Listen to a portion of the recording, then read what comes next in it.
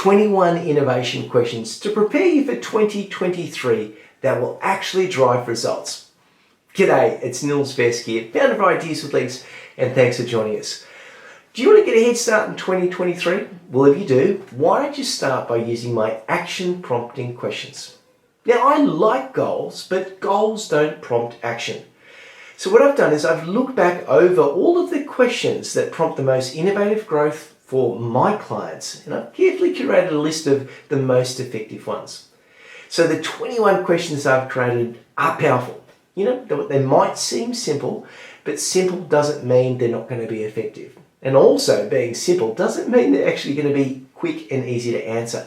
They will, however, enable you to create laser focus on what to do versus what not to do. So it means you can get more stuff done faster, producing better results. Now, here's what I do know. If you can commit to answering just a few of these questions, I know that your results will improve. But if you can commit to answering and acting every one of these questions, you're going to find profound things happen. Not only that, but you're also going to get a sense of clarity, calm, and confidence. The questions basically take care of the unknown, and they provide a bit of clarity in, let's face it, a world of confusion. They're going to help you to provide focus where there are so many time-consuming distractions. Now, if you start to answer these questions, you're going to be a step ahead of the rest of the pack. You're going to be able to avoid that New Year fog, overreach goals and all of those pretend New Year's resolutions, but you're going to have momentum and motivation and actually no more catch up, no more overwhelm. You can imagine you're just going to get stuff done. So that's enough of the preamble. Let's get started. Now you could tackle these questions one by one or start with the questions that push your buttons the most. Either way, you're going to get traction. So to kick it off, I want you to imagine that it's December 2023 and you're looking back over all of that progress that you've made in the last 12 months and it looks amazing. Now, I want you to think of what were the answers that you created for the questions I'm about to share. So question number 1, what specific behaviours, activities or processes do you or your team need to stop in 2023? Now, the reason why I ask this question is that you've got to stop doing things if you want to start doing new things. And more often than not, we prefer not to review what we've done and what's not working. Take the time to work out what you've got to stop. Question number 2, what specific behaviours, activities or processes should you continue? I mean, let's face it, you're probably kicking goals, you're doing some good things.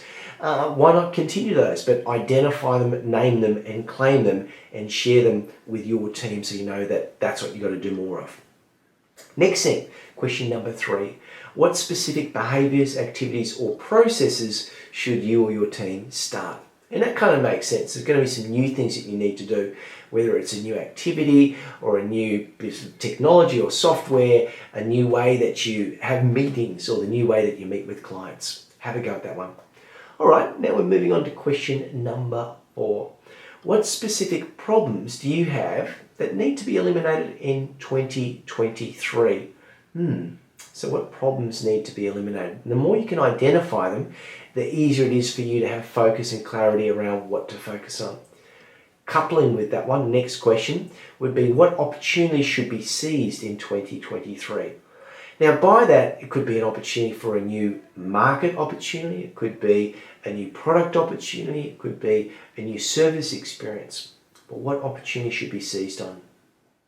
Next question, what strengths or capabilities of yours or your teams could be maximized? Again, we're usually doing some amazing things and we could be leveraging or using them in other places. Next one is what's the number one thing you need to focus on in 2023 so that everything else becomes either easier or unnecessary to do. Now here's the thing is that we can get overwhelmed and have too much cognitive load by thinking of everything. Focus on that one thing, like the one domino effect that's going to get other things done.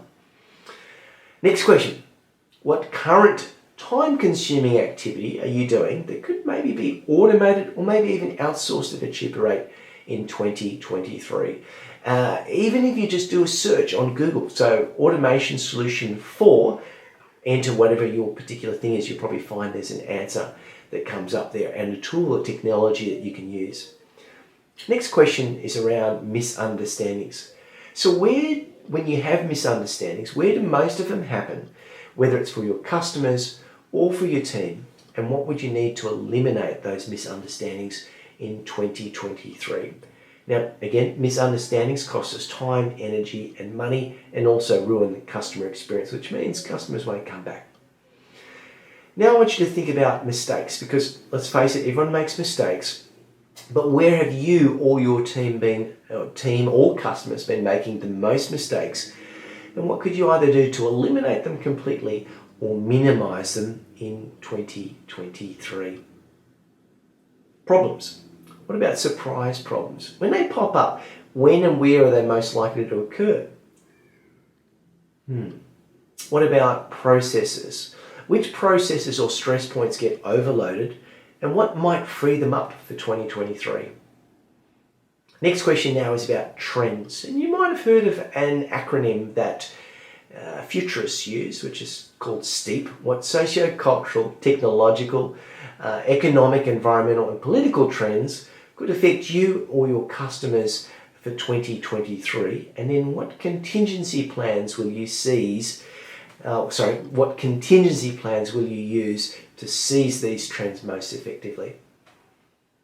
Next thing you might want to consider is what will your customers and teams be valuing or believing in 23? Because let's face it, things change. Every year it seems the year is people are needing new things. The economy is changing rapidly. There's changes in people's needs, desires, aversions, or you name it. Next question, what will your customers and teams need in 2023 compared to 2022? What's changed and why? Asking these types of questions will enable you to create great customer insights, which enable you to create better ideas, better prototypes, and better results. Okay, what new things will your customers and teams be aspiring for in 2023? Are they dreaming of something bigger or better or different than what they've usually thought of before? And how might your product or service help them achieve that? Next up is, what is an underserved or unmet need that your customers have that could be capitalized on in 2023? It's a really good one to look. And this is where disruptive innovation happens.